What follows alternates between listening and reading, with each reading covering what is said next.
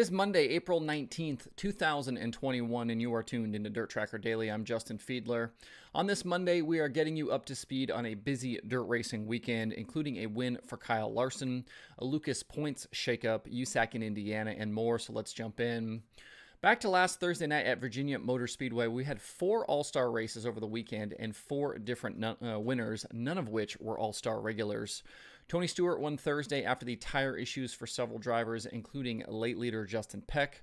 Friday night at Williams Grove, it was Kyle Larson getting his first sprint car win of 2021, leading 21 laps and topping Lance DeWeese and Freddie Raymer. On Saturday at Port Royal, Logan Wagner ran Tyler Courtney down inside 10 laps to go in lap traffic, took the lead, and drove away to his second career All-Star win. Anthony Macri hard charged to second from 21st, and Ian Madsen was third. And on Sunday at Bedford to close out the weekend, Macri was one spot better than the night before, grabbing the lead from Rico Abreu on lap 23 and driving away to his first All-Star win of 2021. Abreu was second and Paul McMahon was third. Leaving the weekend, we've seen a little shuffling of drivers in the top 10 in All-Star points, but Justin Peck is still the man they're all chasing. He leads Ian Madsen by 12 points, with Corey Elias in third, Tyler Courtney fourth, and Brent Marks in fifth. This weekend as a whole felt like the weekend of missed opportunities for some of the All-Star guys. Both Corey Eliason and Justin Peck led laps late at Virginia, and neither won that race. And Tyler Courtney dominated at Port Royal, but didn't end up with a good finish. After he suffered a flat right rear very late in the going, he ended up 17th in that race. The highest an All-Star full-timer finished was third all weekend, with Peck doing that Thursday and Ian Madsen doing it Saturday. We could very easily see a guy like Eliason or Courtney leading these points had things gone just a bit different. But Pennsylvania is obviously a very difficult place to come race, and especially so when guys like Kyle Larson show up. Things are still completely wide open, though, with the top 6 only separated by 50 points back to Zeb Wise. The All-Stars are now off until April 30th, when they are back at Lernerville Speedway to kick off a 3-race weekend. Jumping back to Kyle Larson, we talked back on Friday about his busy weekend of racing, which included the sprint car, late model, and Sunday's Cup race. The first 2 days were much more successful than the last 2 days. He was third on Thursday night in the late model at Tyler County and won Friday night at Williams Grove in the sprint car. But then Saturday at Hagerstown back in the late model with Kevin Rumley and the Lucas guys, the team was forced to pack up after qualifying. Larson went quick time on the night but hurt the engine doing so, which ended their evening. And Sunday at Richmond, Larson struggled all race long, eventually finishing 2 laps down in 18th. I know it's difficult to arrange situations like this with all these different rides, but it's so much fun watching a driver jump around between different tracks and car types through a weekend. Larson ran 2 different services, 4 different tracks, and 3 different cars in 4 nights. This is some old school type stuff that we haven't seen much of in recent years, or even longer than that. It harkens back to a different day and time when things weren't so corporate with big sponsors and contracts. Drivers were free to put weeks like this together, and if we're going to try and bring together fan bases, this is one way to help accomplish that. So kudos to Larson and all of the guys that help him put these deals together. Speaking of the Lucas Oil Late Model Dirt Series, they were in action this weekend for 2 shows, Saturday at Hagerstown Speedway in Maryland and Sunday at Port Royal Speedway in Pennsylvania. Following those 2 races, we have a shakeup atop the championship standings. At Hagerstown, Ricky Thornton Jr. led 49 of the 50 laps from his second starting position, but as every race fan knows, the only lap that matters is the last one, and that one belonged to Tim McCreadie. He took advantage of lap traffic to take the lead from Thornton for good into Turn 3, coming to the checkered. The $15,000 score was the first for McCreadie on the season. RTJ finished second with Jonathan Davenport in third.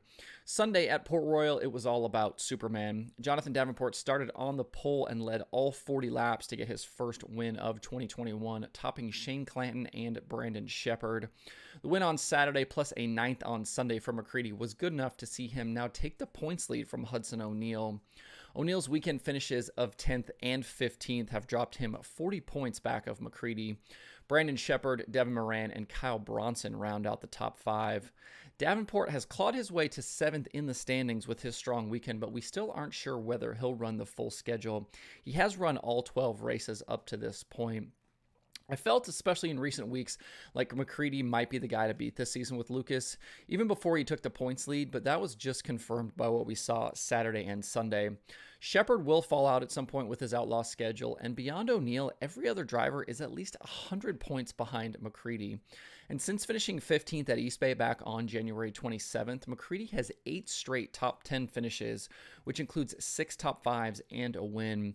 If that consistency continues, he'll be tough to chase down. Lucas is back this weekend for 2 shows, Friday at Tri-City Speedway and Saturday at Macon Speedway.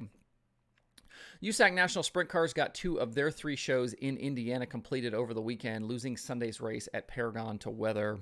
On Friday night at Bloomington Speedway, Kevin Thomas Jr. battled Brady Bacon late in the going, but took the lead back on lap 28 and drove away to his second win of the season. Bacon was second, Kyle Cummins third, Shane Cottle fourth, and Chris Windham was fifth.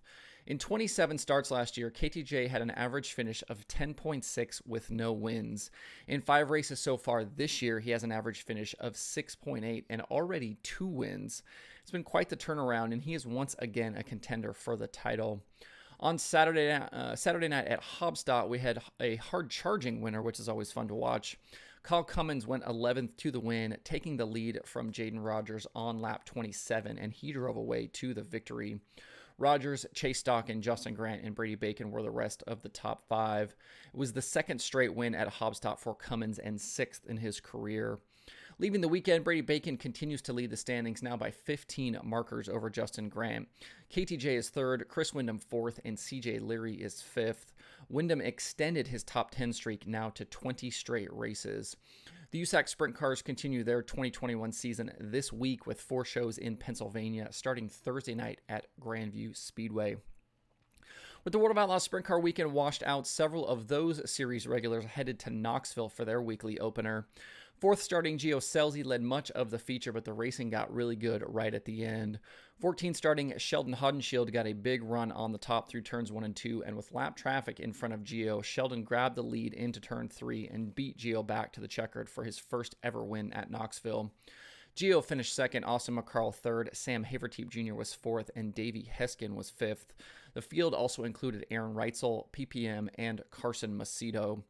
Other weekend sprint car winners included Cole Macedo at Attica, Justin Sanders again at Ocean and Placerville, Ayrton Jennington with Moa at Tri-City, AJ Hopkins at Putnamville, Freddie Raymer at Lincoln, Blake Hahn won the ASCS National Tour race at Park Jefferson over Matt Covington and JJ Hickel, Brody Roa in non-wing action at Tulare, Gary Taylor at Waynesfield, and Dean Jacobs at Wayne County.